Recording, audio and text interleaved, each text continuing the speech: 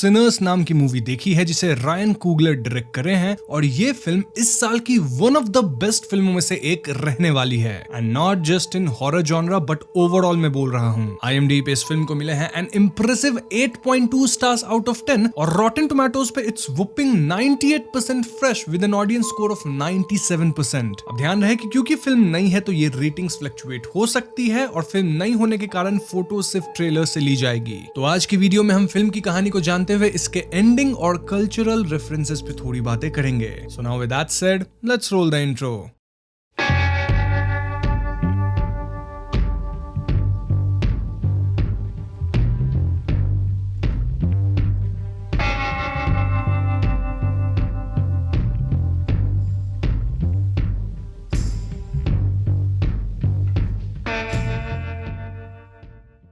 Film के introduction में हमें बताया जाता है कि लेजेंड्स के मुताबिक हमारी दुनिया में ऐसे कुछ लोग रहे हैं जो कि इतना ट्रू म्यूजिक बनाते थे कि ये म्यूजिक पास्ट और फ्यूचर से स्पिरिट्स को कॉन्ज्योर कर सकता था। इतना ही नहीं, ये गिफ्ट फेम और फॉर्चून ला सकता है, लेकिन ये लिविंग और डेड के बीच के वेल को भी खत्म कर देता है। वर्स्ट ऑफ इट ऑल, ये म्यूजिक इविल को भी अट्रैक्ट कर सकता है। पुराने समय से ही ऐसे लोगों को डिफरेंट नेम्स से बुलाया जाता था, जैसे कि फायर पीपल वगैरह वगैरह। अब इस इंट्रो के बाद हम सैमी नाम के एक यंग आदमी को देखते हैं जो कि बुरी तरह चोटिल था और वो एक चर्च में टूटा हुआ गिटार हाथ में लेके आता है। सैमी को इस हालत में देख के चर्च के लोग परेशान हो जाते हैं और चर्च के पास्टर उसके लिए प्रे करने लगते हैं। वो सैमी को इविल से दूर जाने को कहते हैं बाय अबैंडनिंग म्यूजिक। सैमी को यहाँ अजीब नाइटमेयर्स आ रहे थे, इंडिकेटिंग कि पिछली रात कुछ तो खतरनाक हुआ था। यहीं पे सीन कट हो जाता है और हमें एक दिन पहले का सीन दिखाया जाता है। बाय द वे, मैं आपको बता दूं कि ये कहानी 15 से लेके 16 अक्टूबर 1932 की है। खैर, तो एक दिन पहले हम सैमी को देख पाते हैं जो कि अपना काम वगैरह खत्म करके अपना गिटार चर्च में उठाता है। अब इनके कम्युनिटी चर्च के जो पास्टर थे, जिनको हमने पिछले सीन में देखा भी है, वही सैमी के पिता भी हैं। वो सैमी के म्यूजिक वाली हॉबी से खुश नहीं थे। इनफैक्ट वो म्यूजिक को शैतानी ताकत का प्रतीक मानते थे। लेकिन सैमी म्यूजिक का ना सिर्फ शौकीन था बल्कि वो एक एक्सेप्शनल टैलेंट भी था इन ब्लूज म्यूजिक जॉनरा। अब जिन्हें ब्लूज म्यूजिक के बारे में नहीं पता, उन्हें मैं शॉर्ट में बता दूं कि ब्लूज एक सोलफुल और इमोशनल म्यूजिक जॉनरा है जो 19th सेंचुरी में अफ्रीकन अमेरिकन कम्युनिटीज ने डेवलप किया था और स्पेसिफिकली ये सदर्न यूएस में हुआ था। इसमें usually slow tempo, deep lyrics और एक्सेसिव गिटार या हार्मोनिक का यूज होता है जो दर्द, स्ट्रगल और रियल लाइफ के इमोशंस को रिफ्लेक्ट करता है। कई लोगों के मुताबिक ब्लूज ही रॉक, जैज और R&B जैसे मॉडर्न जॉनरेस की फाउंडेशन भी मानी जाती है। एनीवेज, यहाँ से सीन शिफ्ट होकर एक ट्विन ब्रदर्स पे फोकस करती है जिनका नाम है स्मोक एंड स्टैक। ये दोनों भाई वर्ल्ड वॉर 1 के वेटरन से और हाल ही में अपने गांव मिसिसिपी वापस आए हैं। इससे पहले ये लोग शिकागो में थे जहां ये गैंग्स वगैरह का हिस्सा रहे थे और वहीं से इन्होंने खूब पैसा कमा लिया है। इन्हीं पैसों से दोनों भाई अपने गांव में एक ज्यूक जॉइंट ओपन करना चाहते हैं। ज्यूक जॉइंट बोले तो ऐसी इनफॉर्मल प्लेस जहां म्यूजिक होगा, डांस होगा, ड्रिंक्स एंड गैम्बलिंग होगा और ये मोस्टली अफ्रीकन अमेरिकन कम्युनिटी के लिए होगा ताकि वो पूरे दिन के काम के बाद अच्छा टाइम गुजार सके। सो ये smoke and stack juke joint खोलने के लिए हॉगवुड नाम के एक व्हाइट इंसान से एक प्लेस खरीदते हैं और हम भी उसके लिए देख पाते हैं कि हॉगवुड रेसिस्ट था। I mean, वो बार बार इन भाइयों को देख के थूक रहा था और इनके पास इतना पैसा देख के आश्चर्य में था। देखा जाए तो ट्विंस के पास इतना पैसा था फिर भी हॉगवुड इन्हें रिस्पेक्ट नहीं कर रहा था। खैर, तो प्लेस खरीदने के बाद दोनों भाई टैलेंट्स हायर करने निकलते हैं। मतलब अगर ज्यूक जॉइंट खोल रहे हैं तो कुछ गाने बजाने वाले लोग भी चाहिए होंगे ना। तो हाँ, सबसे पहले ये लोग सैमी को रिक्रूट करते हैं to sing and play guitar. हम ये भी समझ पाते हैं कि सैमी इनका कजन है। इसके बाद स्टैक और सैमी स्मोक से अलग जाते हैं जहां ये दोनों मिलके डेल्टा स्लिम नामक इंसान को हायर करते हैं जो कि हारमोनिका या पियानो वगैरह बढ़िया प्ले कर सकता था। सैमी यहाँ पर्लिन नाम के एक सिंगर से भी इंटरैक्ट करता है एंड इट वाज क्लियर कि पर्लिन और सैमी एक दूसरे को पसंद कर रहे थे। अब यहाँ स्टैक अपनी एक्स गर्लफ्रेंड मेरी से भी मिल पाता है जो कि स्टैक से काफी अपसेट थी क्योंकि वो इतने दिनों तक स्टैक का इंतजार की थी, लेकिन स्टैक उसे छोड़ के जाने के बाद कभी कनेक्ट ही नहीं किया उससे। हम भी समझ पाते हैं कि मेरी की माँ का एक दिन पहले ही देहांत हुआ था और मेरी की माँ ही शायद बचपन में स्टैक एंड स्मोक को कुछ दिन पाली भी थी। वैसे मेरी काइंड ऑफ वाइट है, काइंड ऑफ इसलिए बोल रहा हूँ क्योंकि उसके पेरेंट्स हाफ ब्लैक थे और अब वो काइंड ऑफ वाइट लोगों के कम्युनिटी का हिस्सा बन चुकी है। अब यहाँ मैं कलर पे एम्फेसिस इसलिए दे रहा हूँ क्योंकि फिल्म में भी इस चीज पे काफी फोकस किया गया है ताकि 1930s के टाइम के रेसिज्म को क्लियरली दिखाया जा सके।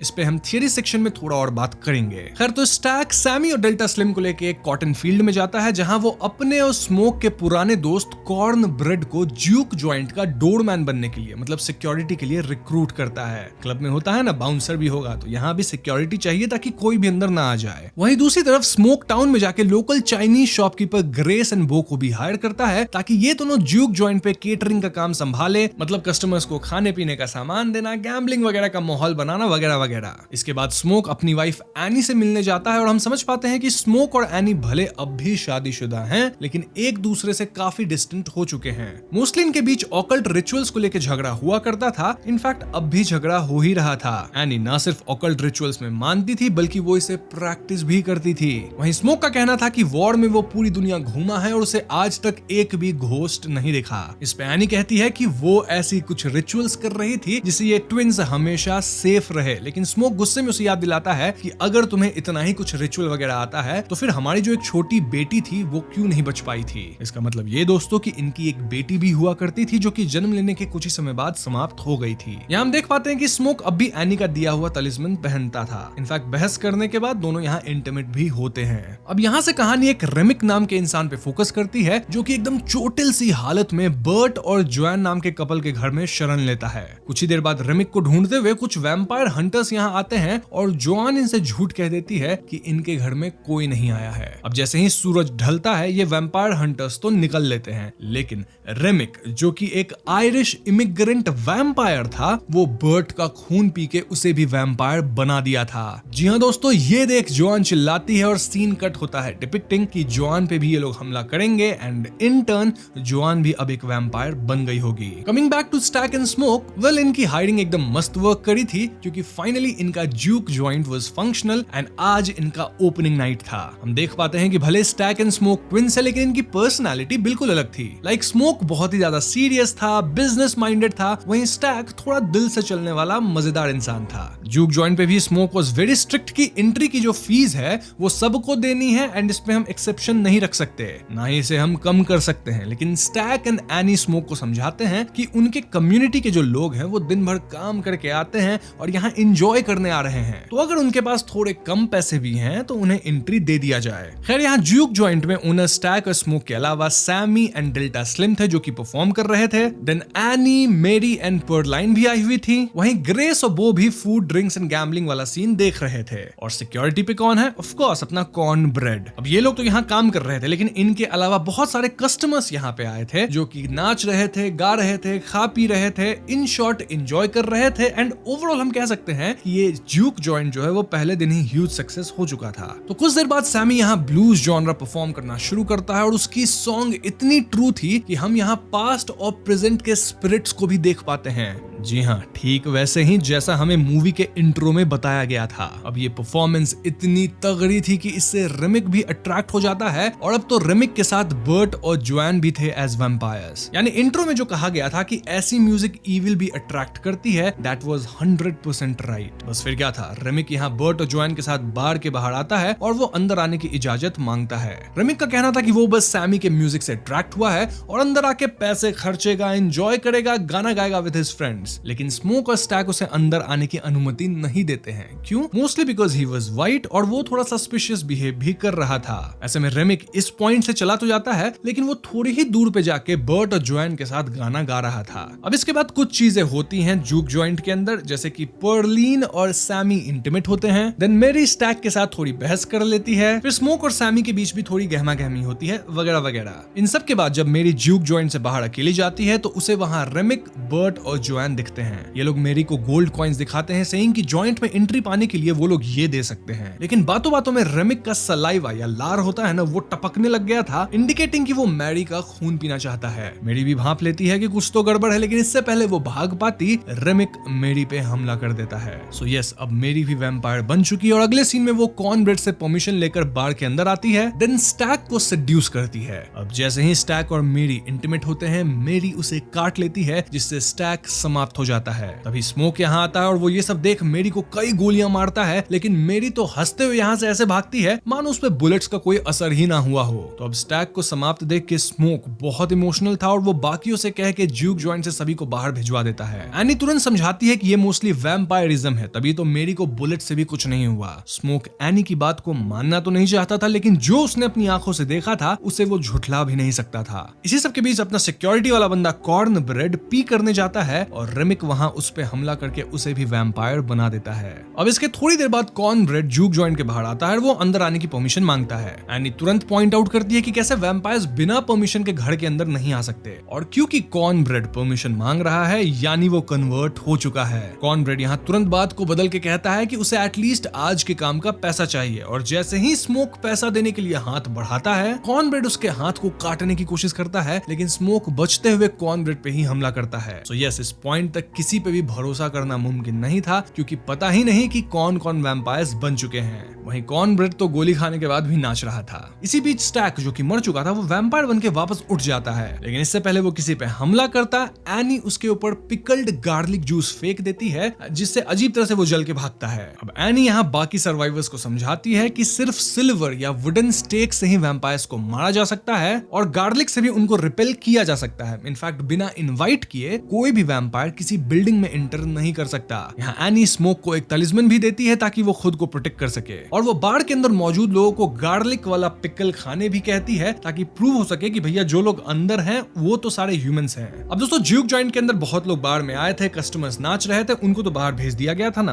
वेल, उन सब पे वैम्पायर्स हमला कर चुके थे और वो सभी वैम्पायर्स में तब्दील होकर नाच गा रहे थे विथ रेमिक। इनफैक्ट ग्रेस का हस्बैंड वो भी जब बाहर गाड़ी लाने गया तो उसका भी वैम्पायर्स खून पी के उसे वैम्पायर बना दिए। सो वी कैन से कि अब बस कुछ चंद लोग ही बचे थे जो कि ह्यूमन थे, और ये थे Smoke, Annie, Sammie, Delta Slim, Pearline, Grace. In fact जो भी ह्यूमंस बचे थे वो सब अभी ड्यूक जॉइंट के अंदर थे, जबकि जॉइंट के बाहर सारे वैम्पायर्स इनका इंतजार कर रहे थे। स्मोक एंड टीम का प्लान था कि ये लोग रात यहीं गुजारेंगे और सुबह होने से पहले ऐसे भी वैम्पायर्स को भागना होगा, क्योंकि वो लोग मोस्टली सनलाइट में नहीं बच सकते। तभी रेमिक इनसे बात करने आता है और वो इन्हें कन्विंस करने लगता है कि कैसे इन लोगों को भी वैम्पायर्स बन जाना चाहिए। रेमिक क्लियरली कहता है कि vampirism is the right way for them, क्योंकि यहाँ किसी तरह का भेदभाव नहीं है, इन्हें इमॉर्टैलिटी मिलेगी, फ्रीडम मिलेगा, और यहाँ किसी तरह का रेसिज्म भी नहीं है। रेमिक ये भी रिवील करता है कि जॉन बर्ट एक्चुअली में हॉगवुड के लोकल क्लैन के लोग थे और इनका प्लान था सुबह आके स्मोक एंड स्टैक को समाप्त करके इनसे पैसे छीन लेना। दिस डिपिक्ट्स कि कैसे रेसिज्म बहुत ज्यादा है और स्मोक एंड स्टैक पे एनी हाउ हमला होने ही वाला था, जस्ट बिकॉज वो लोग ब्लैक थे और किसी तरह पैसा बना लिए थे। इनफैक्ट हम व्यूअर्स यहाँ एक और बात समझ पाते हैं कि जो वैम्पायर दूसरे को वैम्पायर बनाता है वो उनकी मेमोरी एक्सेस कर पाता है। जैसे रेमिक जोएन और बर्ट की मेमोरी को देख पाया, तभी तो उसे ये बात पता चला। सो या रेमिक का बेसिक पॉइंट यही था कि any how smoke and stack कल सुबह समाप्त होने ही वाले हैं और सोसाइटी उन्हें कभी भी रिस्पेक्ट नहीं देगा, नो मैटर वो कितना भी पैसा कमा ले। तो इससे अच्छा वैम्पायरिज्म ही अपना लिया जाए। वैसे स्टैक तो ऑलरेडी वैम्पायर बन ही चुका था and he is very happy with मेरी जो कि खुद वैम्पायर है, बट रेमिक वांटेड कि वो स्मोक और जो भी उसके साथ लोग बचे हैं उनको भी वैम्पायर में तब्दील कर दे। अब ये ऑफर टेम्पटिंग तो था, लेकिन स्मोक एंड बाकी लोग इसे एक्सेप्ट नहीं करते और ऐसे में रेमिक कहता है कि उसे बस सैमी चाहिए, जिसके बाद वो इन्हें छोड़ के चला जाएगा। दरअसल सैमी के सॉन्ग में वो जादू था जो कि ओल्ड एंड न्यू स्पिरिट्स तक को हिला सकता था और इसी से रेमिक बहुत ज्यादा इंप्रेस हुआ था। तो हाँ, उसे सैमी चाहिए था, लेकिन ऑफ कोर्स ये लोग सैमी को हैंड ओवर नहीं करते हैं, विच इंडिकेट्स कि अब एक फुल ऑन वॉर होने वाला था। यहाँ ग्रेस बो की मौत को लेकर बहुत ज्यादा भड़क रही थी और जख्म पे नमक तब पड़ता है जब रेमिक कहता है कि वो ग्रेस की बेटी पे हमला करेगा जो कि फिलहाल ग्रेस के घर पे है। ये सुनते ग्रेस आपे से बाहर होती है और वो वैम्पायर्स को चैलेंज कर देती है। अब चैलेंज मिलते वैम्पायर्स अंदर आ सकते हैं क्योंकि ये काइंड ऑफ इनविटेशन हो गया एंड देन यहाँ वाकई में एक फुल ब्लोन वॉर शुरू हो जाता है। इस हाथापाई में any, grace and delta slim तीनों मारे जाते हैं। इनफैक्ट डेल्टा स्लिम तो सैमी, स्मोक और पर्लिन को बचाने के लिए खुद को सैक्रिफाइस करता है। नाउ मेरी जो कि ऑलरेडी वैम्पायर है वो एनी की मौत से टूट जाती है और शॉक में बाहर से भाग जाती है। ये बहुत दुखद इसलिए था क्योंकि स्टैक एनी को काट लिया था जिससे वो भी वैम्पायर बन जाती और ऐसे में स्मोक को अपने हाथों से एनी के अंदर वुडन स्टेक डालना पड़ा जो कि बहुत ज्यादा इमोशनल था। तो इसके बाद सैमी और पर्लाइन वहां से भागने की कोशिश करते हैं लेकिन रेमिक और स्टैक उन्हें बीच रास्ते में घेर लेते हैं। स्मोक भी वहां आता है एंड देन स्मोक और स्टैक के बीच एक ब्रूटल फाइट होती है। वहीं सैमी और पर्लाइन रेमिक का सामना करते हैं। फाइट में पर्लिन को वैम्पायर बाइट कर लेता है और मरने से पहले वो सैमी से गुहार करती है कि वो अपनी जान बचा के भाग जाए। सैमी भी कार से भागने की कोशिश करता है लेकिन रेमिक उसका रास्ता रोक लेता है। यहाँ सारे वैम्पायर्स रेमिक के साथ खड़े थे और सैमी का काम तमाम होने वाला था, बट लास्ट मोमेंट में सैमी अपनी गिटार उठा के रेमिक के सर पे तोड़ देता है। एंड मोस्टली सैमी के गिटार में एक सिल्वर प्लेट थी जो कि रेमिक के सर में धस जाती है। इससे रेमिक मरता तो नहीं, लेकिन उसे दर्द बहुत होता है। इनफैक्ट हम बाकी कन्वर्टेड वैम्पायर्स को भी दर्द से कराहते देखते हैं। अब इससे पहले रेमिक पलटवार करता, स्मोक वहां आ जाता है और वुडन स्टेक से रेमिक को फाइनली खत्म कर देता है। इसके कुछ ही सेकंड्स बाद सूर्योदय होने लग जाता है और सारे वैम्पायर्स लोग जलकर खत्म हो जाते हैं। अगर आपको ध्यान हो तो स्मोक अपने भाई स्टैक से भिड़ गया था और स्टैक वैम्पायर था, और उस लड़ाई में स्मोक स्टैक को ऑलमोस्ट खत्म भी करने वाला था, लेकिन हमें दिखाया नहीं जाता कि क्या वाकई स्टैक खत्म हुआ है। सो यस, आपके मन में अगर सवाल है कि स्टैक का क्या हुआ, तो वेल इस पे क्लैरिटी आपको थोड़ी ही देर में मिल जाएगी। एनीवेज, तो स्मोक यहाँ सैमी को जल्दी भागने को बोलता है क्योंकि सुबह होते यहाँ हॉगवुड और उसकी क्लैन आने वाली थी। सैमी भागता है और ठीक थोड़ी देर बाद हॉगवुड और क्लैन यहाँ आते हैं। स्मोक यहाँ अकेले गन्स वगैरह लेके इनसे भिड़ जाता है। इनफैक्ट वो सबको मार भी गिराता है। ऑल्दो इस लड़ाई में वो खुद भी बुरी तरह से जख्मी हो जाता है और अपनी आखिरी सांसों में उसे एनी और उसकी बेटी का एक प्यारा सा विजन दिखता है। एंड इन द एंड वो अपनी इंजरीज के कारण समाप्त हो जाता है। वहीं सैमी जो थक चुका होता है और दुख में डूबा होता है, वो अपने फादर के चर्च में लौट जाता है। अब दोस्तों, ये मूवी का वही फर्स्ट सीन है जो कि मैंने आपको इनिशियली नरेट किया था। सैमी के पिता जो कि पास्टर है, वो उसे म्यूजिक छोड़कर सैल्वेशन चूज करने को बोलते हैं, लेकिन सैमी रिफ्यूज कर देता है और अपनी गिटार उठाकर चर्च से निकल जाता है। मतलब गिटार का बस हैंडल ही बचा था। यहीं पे फिल्म खत्म हो जाती है। अब दोस्तों, फिल्म में एक मिड क्रेडिट सीन है और एक post credit scene. Mid credit scene बहुत ज्यादा इंपॉर्टेंट है जो कि मैं आपको अभी बताऊंगा, लेकिन पोस्ट क्रेडिट सीन कुछ खास नहीं है, ऑल्दो वो भी मैं आपको यहाँ बताऊंगा। तो मिड क्रेडिट सीन 60 साल बाद की है, यानी 1992 की, जब हमें शिकागो का सीन दिखाया जाता है। यहाँ हम ओल्ड सैमी को देखते हैं जो अब एक फेमस ब्लूज म्यूजिशियन बन चुका होता है। अब उससे मिलने यहाँ स्टैक और मेरी आते हैं। जी हाँ दोस्तों, स्टैक रिवील करता है कि उस रात ज्यूक जॉइंट पे स्मोक ने उसकी जान बख्श दी थी, लेकिन स्मोक यहाँ एक कंडीशन रखा था। कंडीशन ये कि स्टैक सैमी को हमेशा एक पीसफुल जिंदगी जीने देगा। सो ये स्टैक अपना वादा रखा और वो सैमी को कभी हार्म नहीं किया। ऑल्दो अब स्टैक एंड मेरी यहाँ सैमी को इमोर्टैलिटी का ऑफर देते हैं, यानी उसे वैम्पायर बनाने का ऑफर। क्यों? क्योंकि सैमी अब ज्यादा दिन जिंदा नहीं रहने वाला था because of his old age. In fact हम स्टैक एंड मेरी को देखते हैं जो कि 60 साल बाद भी सिमिलर ही दिख रहे थे जैसा वो 1932 में दिखते थे, एकदम यंग। ऑल्दो इनका फैशन सेंस अब 90s वाला हो गया है। वहाँ सैमी को जो ये इमोर्टैलिटी ऑफर किए हैं, सैमी इसको पोलाइटली डिक्लाइन करता है। जाने से पहले स्टैक उससे बोलता है कि एक सॉन्ग सुनाओ, और सैमी अपनी गिटार उठा के बजाना शुरू कर देता है। जब स्टैक और मेरी वापस जाने लगते हैं, तब सैमी उन्हें बताता है कि आज भी उस रात के नाइटमेयर्स उसका पीछा नहीं छोड़ते, लेकिन उसे ये भी याद है कि उस रात के एक दिन पहले का दिन उसकी जिंदगी का सबसे बेस्ट डे था। स्टैक भी अग्री करता और बोलता है कि उसका भी वो बेस्ट डे था, क्योंकि वही लास्ट दिन था जब वो अपने भाई को आखिरी बार देखा था। देन वो लास्ट डे था जब स्टैक सनलाइट को फील कर पाया था, और वो लास्ट डे था जब स्टैक के पास रियल फ्रीडम था। यहीं पे मिड क्रेडिट सीन खत्म होती है और पोस्ट क्रेडिट में हम यंग सैमी को गिटार बजाते देखते हैं। एंड ये दिन मोस्टली उस रात के एक दिन पहले का था, मतलब वो भयावह रात की मैं बात कर रहा हूँ, 1932 वाली। मूवी यहीं पे खत्म हो जाती है। तो दोस्तों, ये थी सिनर्स फिल्म की कहानी, और यहाँ कहानी काफी ज्यादा सिंपल सी थी, लेकिन फिर भी ये film one of the best film है because of its cultural references और कैसे यहाँ रेसिज्म वाली बात को भी दिखाया गया है। सबसे पहले अगर हम स्मोक और स्टैक पे आते हैं तो हम क्लियरली देख पाते हैं कि कैसे पैसा होने के बाद भी उन्हें समाज में रेस्पेक्ट नहीं मिल रहा था फ्रॉम व्हाइट पीपल। इनफैक्ट हॉगवुड तो इन्हें देख के थूक रहा था और अगले दिन इन्हें खत्म करके इनके पैसे लेने भी आने वाला था। देन रेमिक भी बताता है कि कैसे वैम्पायरिज्म इज द एस्केप, क्योंकि वहां सब इक्वल है, वहां किसी तरह का भेदभाव नहीं होगा। ऑल्दो देखा जाए तो वैम्पायर्स भी खुद में एक कम्युनिटी है जो कि ह्यूमंस के खिलाफ थे और कैसे इनका वायरस बढ़ते जा रहा था। तो वैम्पायरिज्म से ये लोग दो मैसेज दे रहे हैं, स्केप करना मतलब इक्वालिटी भी, और कैसे ये लोग चढ़ रहे हैं दूसरे के ऊपर। वैसे इस पे हम और बात करेंगे। सिनर्स सिर्फ एक सुपरनैचुरल हॉरर फिल्म नहीं है, बल्कि ये 1930s अमेरिका के डीप रूटेड रेसिज्म और कल्चरल स्ट्रगल को भी एक्सप्लोर करती है। फिल्म का बैकड्रॉप मिसिसिपी डेल्टा का है, जहां एक तरफ अफ्रीकन अमेरिकन लोग अपने म्यूजिक और कल्चर के जरिए अपनी आइडेंटिटी को जिंदा रखने की कोशिश कर रहे हैं, तो दूसरी तरफ उन्हें व्हाइट सुप्रीमिस्ट ग्रुप्स और सोशल इनइक्वालिटी का सामना भी करना पड़ रहा है। ये फिल्म दिखाती है कि कैसे म्यूजिक, स्पेशली ब्लूज, एक तरह का स्पिरिचुअल वेपन था जो लोगों को उनकी सफरिंग और डिस्क्रिमिनेशन से टेम्पररी एस्केप देता था। तभी यहाँ इस म्यूजिक को ऐसा दिखाया गया है मानो ये ओल्ड एंड न्यू स्पिरिट्स को लाता है, रेफरेंसिंग की music ties them all against operation across the generations. Vampires जो इस फिल्म में विलेंस है, उन्हें सिर्फ ब्लड सकिंग मॉन्स्टर्स नहीं दिखाया गया है, बल्कि वो एक मेटाफर है for systematic operation, racism and exploitation. जब आयरिश इमिग्रेंट वैम्पायर रेमिक लोकल क्लैंसमैन को वैम्पायर बना देता है, वो सीन एक चिलिंग कमेंट्री है कि कैसे हेट हेट और वायलेंस का वायरस एक जनरेशन से दूसरे में पास ऑन होता रहता है।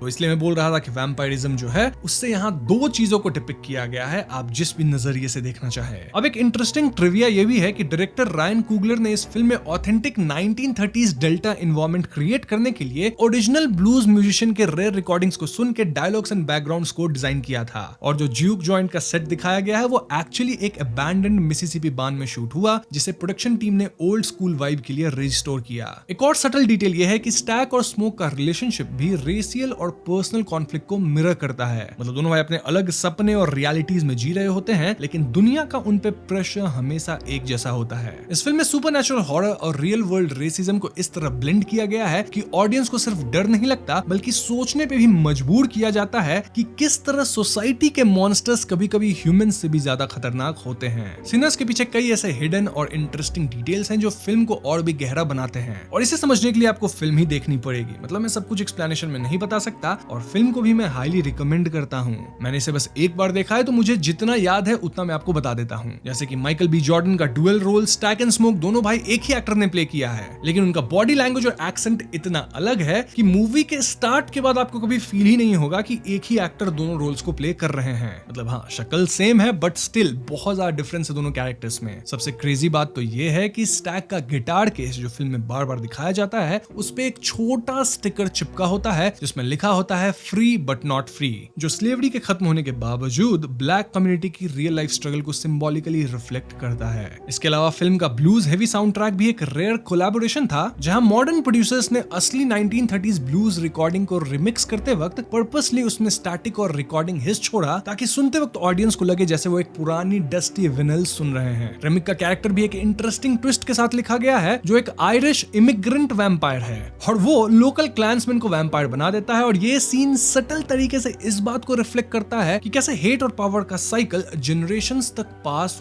होता रहता है, चाहे वो इंसानी दुनिया हो या वैम्पायर की दुनिया। डायरेक्टर रायन कुगलर ने खुद बताया कि उन्होंने वैम्पायर्स को सिंपल मॉन्स्टर्स नहीं बल्कि सिस्टमेटिक ऑपरेशन का लिविंग मेटाफर बना के डिजाइन किया, और यही इस फिल्म को एक लेयर्ड हॉरर बनाता है। सिर्फ जंप स्केयर वाला हॉरर नहीं, बल्कि फिल्म में ऐसा कोई जंप स्केयर है भी नहीं, बल्कि आपको मजा आएगा, सोचने पे फिल्म आपको मजबूर करेगी। सो यस, ये थी फिल्म की एक्सप्लेनेशन एंड पूरी कल्चरल रेफरेंसेस, जितना मुझे एक बार देख के समझ आया। उम्मीद करता हूं कि आपको एक्सप्लेनेशन पसंद आई होगी। पसंद आई है तो वीडियो को लाइक और शेयर करें, और अगर आपके पास कुछ और भी पॉइंट्स ऐड करने के लिए है तो कमेंट्स में लिख दीजिएगा। साथ ही चैनल पे नए हैं तो हमें